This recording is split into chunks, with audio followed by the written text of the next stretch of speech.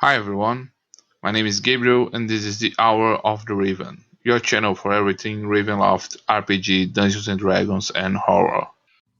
In a brief pause in our exploration of the Land of the Mists, today we will address the new version of Lamordia and its Darklord Viktra Mordenheim, presented in the Van Richten's Guide to Ravenloft, and present some comments on the changes introduced for the 5th editions of Dungeons and Dragons.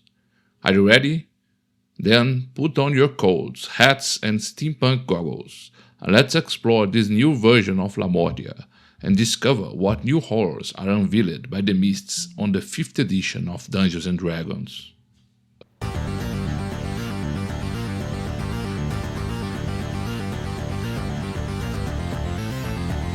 Hour of the Raven.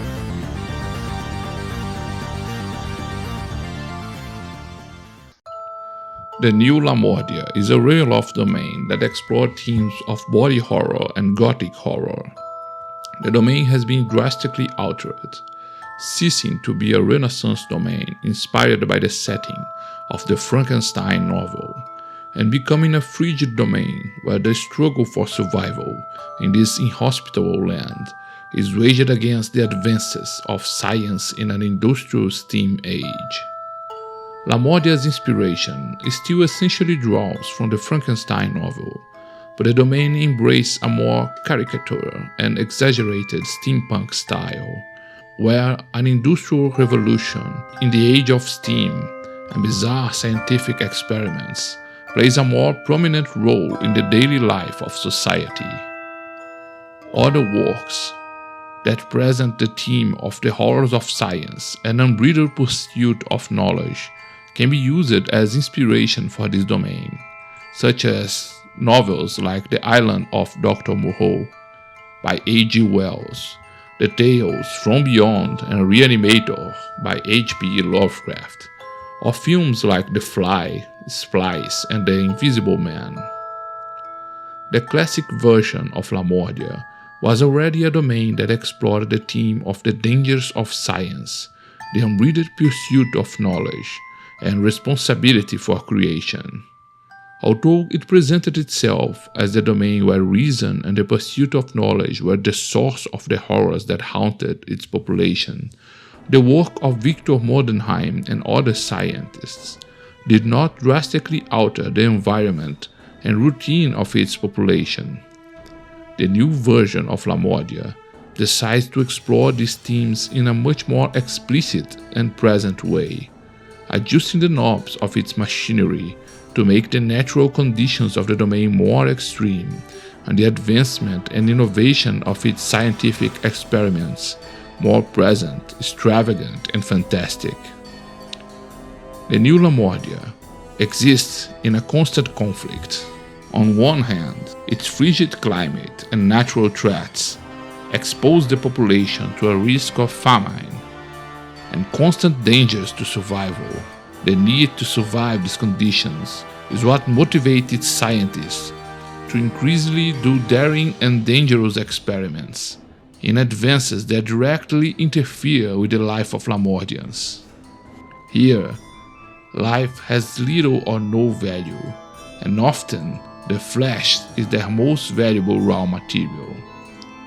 The domain is described as a frigid region with arid mountains, frozen swamps, and glacial seas, and few dare to explore its wilderness due to its extreme climate, inexplicable blizzards, hungry beasts, scientific aberrations, and animals deformed by radiation.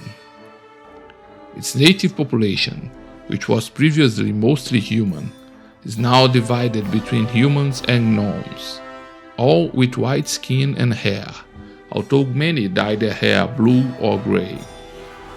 As in the classic Lamordia, the population of Lamordia is distributed between two main cities. Landerdorf is the heart of Lamordia, and it's a large city full of steam factories, cramped tenements, and boiling sewers. In its port, several whaling vessels set out to hunt and explore the Sea of Secrets, hunting these large animals that serve as food and fuel for the city. In the center of the city is the University of Lunderdorf, founded by the city's industrialists, always in search of new advances, offering varied courses in diverse areas of science, including some that border on esotericism. Its students and professors often cross all ethical and moral boundaries in pursuit of progress, which can yield lucrative contracts with their industrialist patrons. The subject of their experiments is usually the city's poor, and it's common for the population, while still alive, to negotiate and sell the flesh rights of their corpses after their death. The new version of the city of Northtenburg is established at the foot of the Sleeping Beast mountain range. The city is surrounded on one side by the mountains, and on the other side by frozen swamps, where creatures deformed by radiation roam and hunt.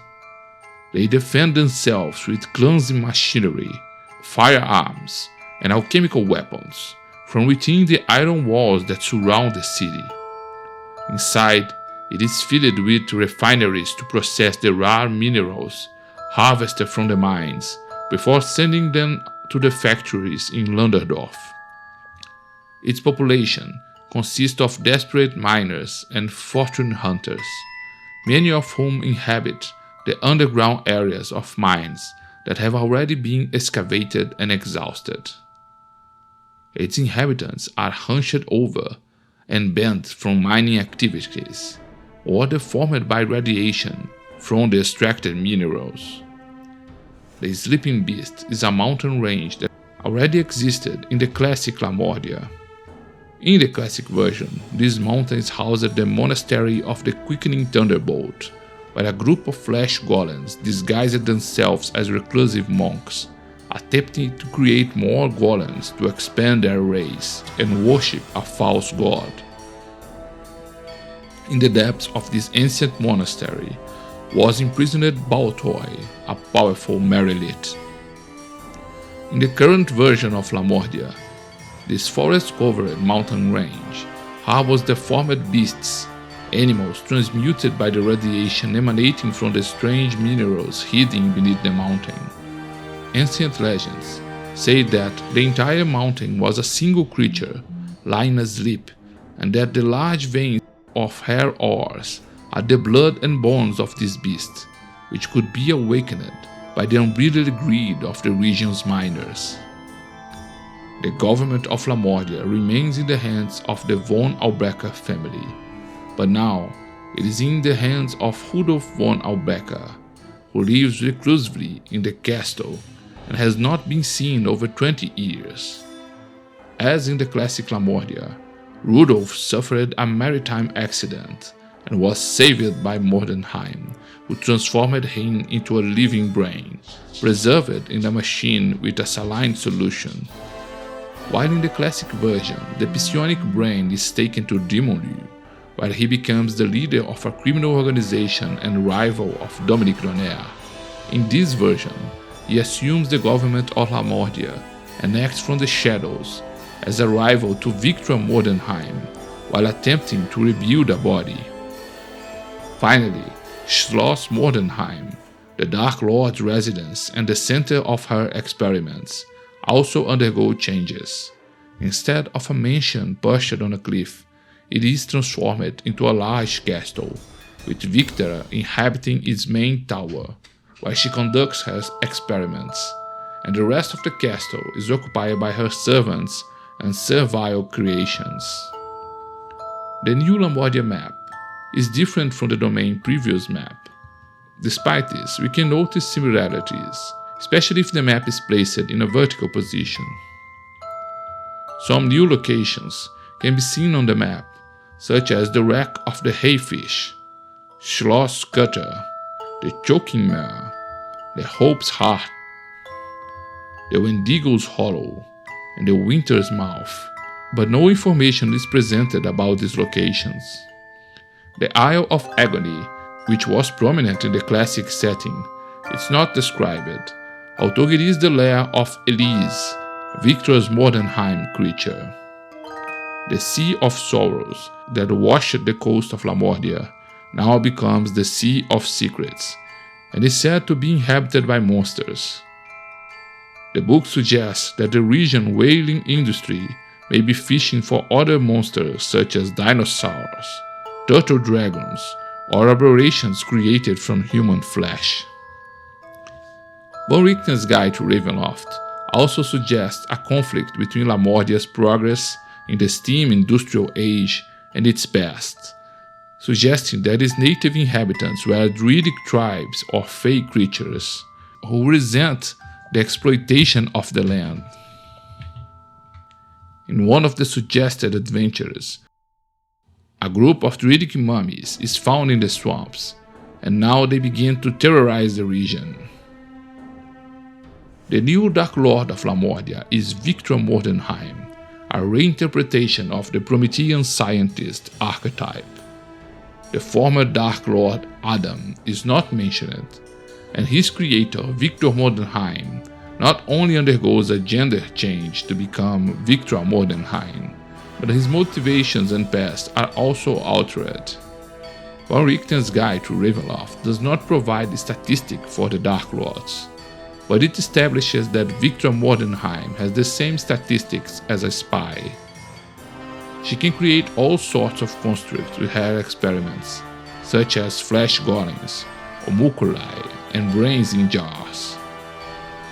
In addition, she can transplant the brain or head of a creature into another body, allowing the head to take temporary control over the body. Viktra is described as having a cold and arrogant temperament, lacking empathy and compassion. Her genius is accompanied by a lack of scruples and arrogance. She believes she is unparalleled and unsurpassed in her field, and that the victims of her experiments should feel blessed by the improvements to their bodies. For her, a body is merely raw material for her experiments, ready to be transformed by her scalpel into a form closer to perfection. Her curse is never being able to recreate her experiment to create the unbreakable heart, and being constantly rejected by the elusive Elise. When she wishes to close the borders of the domain, temperatures drop below zero, and terrible blizzards ravages Lamordia. The story of Viktra Mordenheim has a few points of similarity, but is mostly different from the story of Viktra Mordenheim. Viktra was a child prodigy from a minor noble family, and from an early age she became obsessed with anatomy.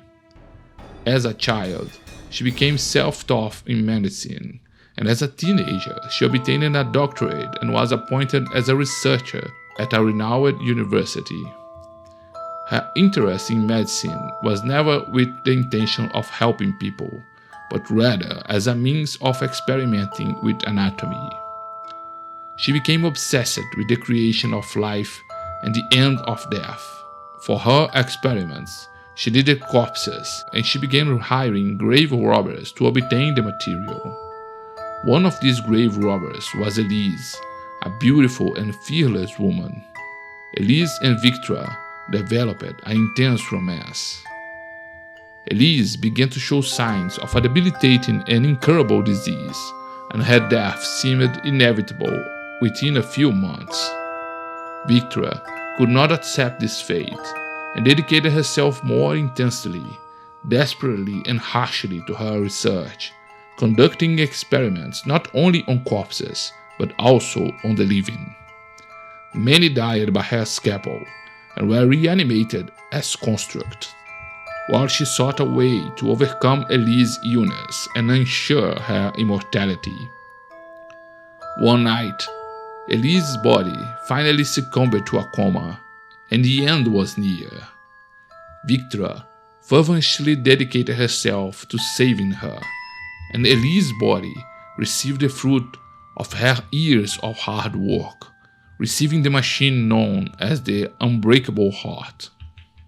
When Viktra was finishing stitching the body after placing the heart in Elise, the authorities raided her laboratory and imprisoned her for her crimes. She saw, however, the unbreakable heart glowing on Elise's chest, and her beloved emerging from the coma with slight movements, before losing conscience and being captured by the guards. When Viktra awoke, she was in Lamordia, a domain of dread that reflected her sins. As the Darklord, she soon discovered that, instead of being hunted by the authorities, she was now treated as a genius and revered by the academic community of Lunderdorf. She did not find Elise or the Unbreakable Heart, although she heard numerous rumors about a woman with a strange luminescence on her chest, wandering the ice vastness of the Isle of Agony. Viktra now continues her experiments, seeking to once again recreate the Unbreakable Heart, but without success. She continues to explore and push science to new frontiers in experiments devoid of ethic or morality, usually with the help of some assistant, university students who are sent annually to serve her. Her greatest obsession, however, is to find Elise, but the Reborn wanders confused and frustrated with her conditions, and is absolutely horrified by what Viktra did to her body, fleeing from the scientist at all costs. Many still prefer to cling to the old classic version of Lamordia, or try to integrate elements of both versions of the characters and domains. The new version of the domain of Lamordia could, with some adjustments, be compatible with the classic version of the domain. The classic domain already presented itself a cold and inhospitable place, whose population valued reason and progress. The entry of Lamordia in an industrial revolution and steam age, driven by the development of the scientific minds of Lunderdorf, could be something possible in the future of the classic domain. The sleeping beast as a cursed place, which deforms the miners and beasts of the regions, can also be adapted as the influence of the demon Baltoy. As the miner digs into the depths, or as the monastery of the quickening thunderbolts advances in its electrical experiments, Baltoy may be about to break free from its prison, and its area of corruption and distortion of reality may be altering everything and everyone around it. The return of the living brain to take over the government of Lamordia could also be a future development of the classic setting. Baron Wilhelm was already old and would soon pass the power to his daughter and heir. However, Rudolf von Albrecker's living brain could have given up his power struggle in Dimolu, or been defeated by Dominic, and decided to return to Lamordia to inherit the throne. He could have possessed someone's mind to pose as Rudolf's public figure, while his brain in the jar tries to recreate a body again. As for the Darklord Viktra Mordenheim, she could very well be Eva, Mordenheim's and Elise's adopted daughter, who they believe died in the distant past. The third edition of Ravenloft books already pointed out that Eva had also become a scientist, and seemed destined to repeat the same steps as her adopted father, dedicating herself to scientific experiments to create life and preserve bodies. Perhaps her research and experiments in creating the Unbreakable Heart had attracted the attention of Viktra Mordenheim, and she was invited to Schloss Mordenheim to try to implant her invention into Elise's body. Maybe during the experiment, Eva finally recovered the memory of her childhood, and the truth of her past was revealed. Would this revelation of the nature of her father, Viktra Mordenheim, and the experiment she performed on her mother have destroyed what little sanity she had left? Elise, horrified by her new form and revived with the Unbreakable Heart, can now wander Lamordia, being sought after Viktra and Eva, and desired by Adam to torment his former creator. And you, what do you think of the new version of Lamordia from Van Richten's Guide to Ravenloft? Which of these versions do you intend to use elements from in your narrative and games? Join us, subscribe to the channel, and turn on notifications. And in the next video, we will continue our exploration through the mists, exploring the secrets of dread golems and the created.